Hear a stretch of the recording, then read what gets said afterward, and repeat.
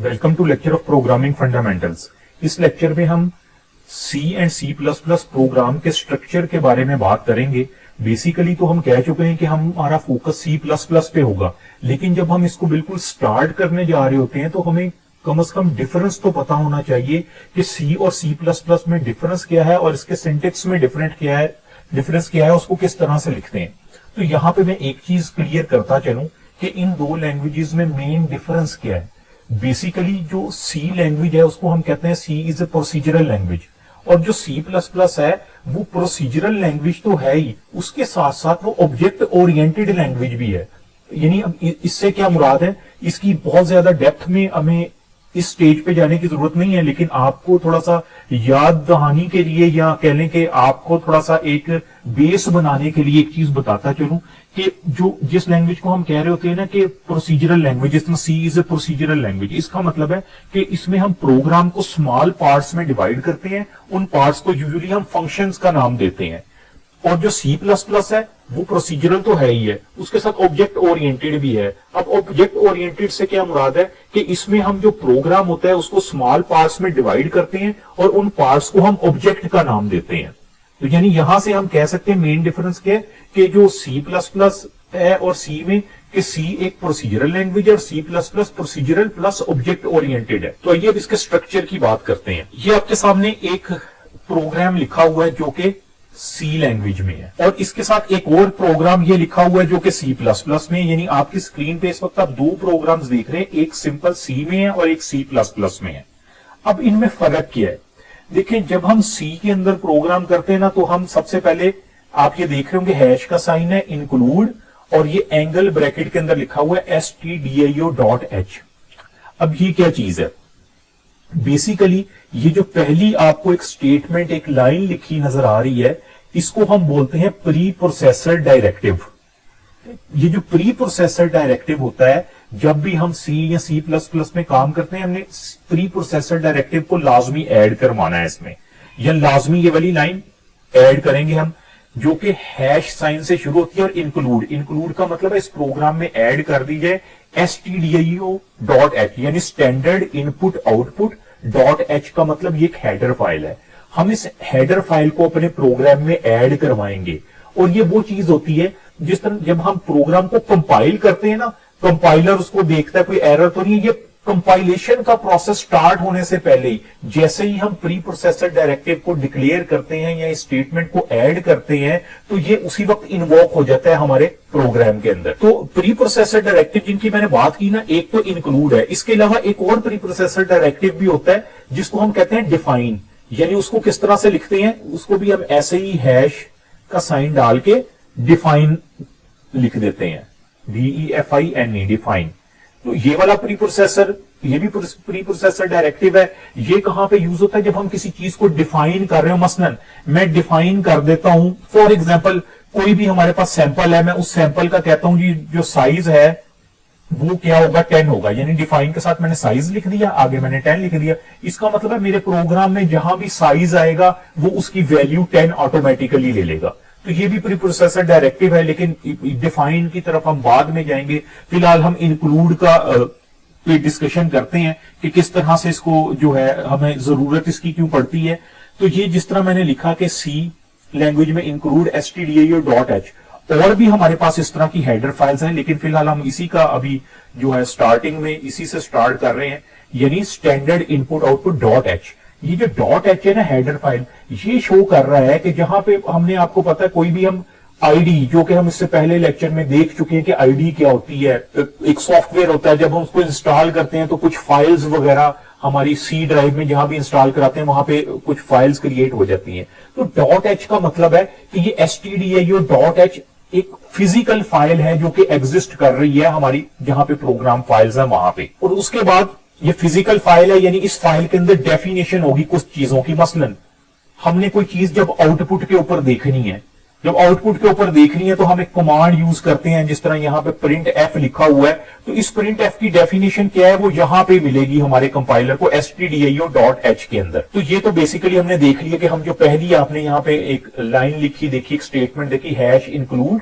Angle bracket में stdio.h, इसका क्या मतलब है, जो कि हमने कहा एक प्री प्रोसेसर डायरेक्टिव है जिसको हम अपने प्रोग्राम में शुरू में एज अ हेडर फाइल जब हम लिखते हैं, जिस तरह stdio.h लिखा हुआ है, तो ये क्या करता है, ये हमारे प्रोग्राम में इन्वॉक हो जाता है और इसी एक लाइब्रेरी है जिसके अंदर बहुत सारी चीजों की डेफिनेशंस है, बहुत सारे ऐसे फंक्शंस जिनको हमने यूज करना है, उसकी डेफिनेशन यहां पे है इस फाइल के अंदर, जो कि कंपाइलर यहां से फिर उसको देख के ट्रांसलेट करता है। मेन का मतलब है यहां से हमारा प्रोग्राम स्टार्ट होने जा रहा है, मेन के साथ हम उसका सिंटेक्स कैसे लिखते हैं, उसके साथ ये ब्रैकेट्स को यूज करते हैं।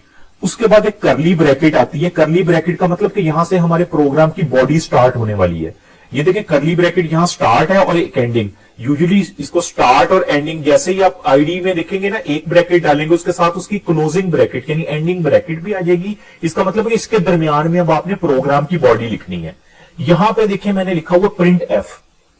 प्रिंट एफ का क्या मतलब है, प्रिंट एफ का मतलब है कि हम अपनी आउटपुट में जो चीज देखना चाह रहे हैं उसके लिए हम प्रिंट एफ लिखते हैं। उसके बाद आप देखें ब्रैकेट है और ब्रैकेट के अंदर एक कोटेशन मार्क्स के अंदर मैंने लिखा फर्स्ट प्रोग्राम। तो ये चीज जो भी ब्रैकेट्स के अंदर चीज है ये एज इट इज हमारी आउटपुट के अंदर प्रिंट हो जाएगी। ठीक है, हमेशा जब भी हम आउटपुट में प्रिंट करवाएंगे कोटेशंस के अंदर लिखेंगे वो चीज एज इट इज प्रिंट हो जाएगी, सिवाय यानी एक चीज के, वो क्या चीज है, हमारा एस्केप सीक्वेंस। एस्केप सीक्वेंस क्या होता है अभी हम इतनी कॉम्प्लेक्सिटी में नहीं जाएंगे, उसको हम बाद में जो आने वाले लेक्चर्स हैं उसमें कवर करेंगे। तो आपने अभी ये ज़हन में रखना है कि हमारी जो कोटेशन मार्क के दरमियान जो चीज है वो एज इट इज प्रिंट हो जाएगी। और उसके बाद ये जो आपको सेमीकोलन नजर आ रहा है इसको कहते हैं टर्मिनेटर, स्टेटमेंट टर्मिनेटर, कि यहां पे टर्मिनेशन हो गई, स्टेटमेंट खत्म हो गई। उसके बाद आप देखें क्लोजिंग ब्रैकेट है। तो इसका मतलब अगर हम इस तरह से लिखेंगे तो हमारे पास आउटपुट में फर्स्ट प्रोग्राम शो हो जाएगा। यानी ये वाली चीज हम अपनी लिखेंगे एडिटर के अंदर और हमारे कंसोल विंडो के अंदर ये शो हो जाएगा फर्स्ट प्रोग्राम। अब बात करते हैं C++ के स्ट्रक्चर की। आप देखें C++ के स्ट्रक्चर में भी हमने कहा कि हमेशा शुरू में प्री प्रोसेसर डायरेक्टिव को ऐड किया जाता है, जो कि हैश साइन से होता है, हैश इंक्लूड। यहां पे मैंने वही एंगल ब्रैकेट्स लिखी हैं, इसको कहते हैं वो जो लेस देन की ब्रैकेट और ग्रेटर देन का जो साइन होता है, उसमें मैंने लिखा IO स्ट्रीम। IO स्ट्रीम का क्या मतलब होता है, इनपुट आउटपुट स्ट्रीम। और उसके साथ मैंने नीचे लिख दिया using a name space STD. STD का मतलब स्टैंडर्ड। अब ये मैंने क्यों लिखा नेम स्पेस एसटीडी, बेसिकली ये भी एक लाइब्रेरी फाइल है। आप देखें IO स्ट्रीम के साथ .h नहीं लिखा, .h नहीं है, इसका मतलब ये जो IO स्ट्रीम की जो मेरे पास लाइब्रेरी फाइल्स है ये फिजिकली मेरे पास नहीं पड़ी हुई। इस फाइल को हमें किस लाइब्रेरी से ढूंढना पड़ेगा, हमें ये नेम स्पेस वाली लाइब्रेरी से इस फाइल को ढूंढना पड़ेगा कि IO स्ट्रीम में क्या चीज है। उसके बाद हमने यहां पे नीचे लिख दिया इंट मेन, आगे ब्रैकेट लगा दी। इंट क्या है, ये जो इंट है ना इसको हम कहते हैं रिटर्न फंक्शन, या जो भी रिटर्न वैल्यू आप इसको कह लें, कि हमारा जब प्रोग्राम प्रोसेस होगा तो हमें रिटर्न में आउटपुट में क्या मिलेगा, कोई इंटीजर हमें मिलेगा या कुछ भी। जब हम वेरिएबल्स पढ़ेंगे ना हम देखेंगे और क्या क्या हम इसमें लिख सकते हैं, कि इसकी टाइप किस तरह से लिख सकते हैं, कि एक फ्लोट भी होती है और भी मल्टीपल टाइप्स है, वो सारी हम डिस्कस करेंगे। क्योंकि अभी हम बेसिक स्ट्रक्चर की बात कर रहे हैं तो इसलिए मैंने आपको कहा कि हम साथ एक रिटर्न टाइप लिखते हैं जो कि इंटीजर को शो कर रहा है कि रिटर्न टाइप, यानी प्रोग्राम एग्जीक्यूट होगा तो रिटर्न हमारे पास क्या इंटीजर की फॉर्म में होगा या किस तरह से आएगा। फिर वही करली ब्रैकेट स्टार्ट हुई और ब्रैकेट एंड दरमियान में लिखा हुआ सी आउट। इस सी आउट का क्या मतलब है, कंसोल आउटपुट। जिस तरह सी के स्ट्रक्चर में हमने देखा था ना, कोई चीज प्रिंट करवाते हैं तो हम लिखते हैं प्रिंट एफ, तो C++ में हम लिखते हैं सी आउट। और उसके साथ ये जो आपको साइन नजर आ रहा है इसको बेसिकली टेक्निकल टर्म में अगर बात की जाए तो इसको बोलते हैं stream insertion operator, stream insertion operator. और फिर उसके साथ देखें कोटेशन के अंदर हमने लिखा फर्स्ट प्रोग्राम और सेमीकोलन डाल दिया कि यहां पे ये स्टेटमेंट टर्मिनेट हो गई। अब ये जो स्ट्रीम इंसर्शन ऑपरेटर है ना, ये कंपाइलर इसको किस तरह से रीड करता है, देखिए कंपाइलर जब यहां पे आएगा ना सी आउट साथ उसके ये स्ट्रीम इंसर्शन ऑपरेटर है, वो स्ट्रीम इंसर्शन ऑपरेटर के देखेगा लेफ्ट साइड पे क्या लिखा है, लेफ्ट साइड पे सी आउट, यानी यहां पे सी आउट और ये जो फर्स्ट प्रोग्राम कोटेशन में लिखा हुआ ये ऑपरेंड है यहां पे। तो इसका मतलब है वो देखेगा कि इस सी आउट की डेफिनेशन क्या है। सी आउट की डेफिनेशन उसको कहां से मिलेगी? आईओ स्ट्रीम में से। आईओ स्ट्रीम से उसको पता लगेगा कि सी आउट का मतलब क्या है, और वो कहां पे है आईओ स्ट्रीम? हमने कहा कि सी प्लस में वो ये जो नेम स्पेस हमने लाइब्रेरी लिखी ना, यूजिंग नेम स्पेस एसटीडी, यहां पे उसको उसका मीनिंग मिलेगा कि उसको पता लगेगा कंपाइलर को कि ये चीज मैंने आउटपुट में प्रिंट करवानी है, ये कंसोल विंडो में इसको मैंने प्रिंट करवाना है। ये ऑपरेटर, ये जिसको स्ट्रीम इंसर्शन ऑपरेटर कहा गया, इसके लेफ्ट साइड पे और राइट साइड पे, यानी जो चीज लेफ्ट साइड पे है वो काम करना है। वो काम क्या करना है? सी आउट, उसको प्रिंट करवाना है। किस चीज को करवाना है? जो स्ट्रीम इंसर्शन ऑपरेटर के राइट साइड पे कोटेशन के अंदर है, उसको प्रिंट करवाना है।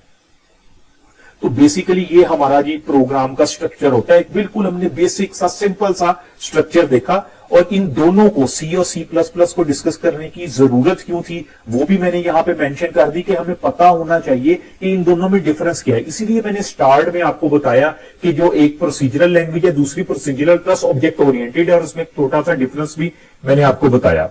तो हम बेसिकली अपनी आईडीई में, जैसे कि मैंने आपको बताया है कि हम कोड ब्लॉक को यूज करेंगे, उसमें हम जो अपना फर्स्ट प्रोग्राम होगा ना, उसको सी और सी प्लस प्लस में दोनों में ही जो आपके सामने सिंटेक्स लिखा है ना, इसमें ही हम उसमें एडिटर में लिखेंगे और इसकी आउटपुट देखेंगे, और एक दफा डिस्कस फिर दोबारा करेंगे कि जो डॉट एच है अगर मैं ना लिखूं तो क्या एरर आएगा, और अगर आईओ स्ट्रीम के साथ मैं डॉट एच लिखूं तो क्या कंपाइलर उसको समझता है, नेम स्पेस लिखना जरूरी है। इन सब चीजों को ना हम प्रैक्टिकली करके देखेंगे ताकि हमारी अंडरस्टैंडिंग मजीद डेवलप हो इसमें। Thank you.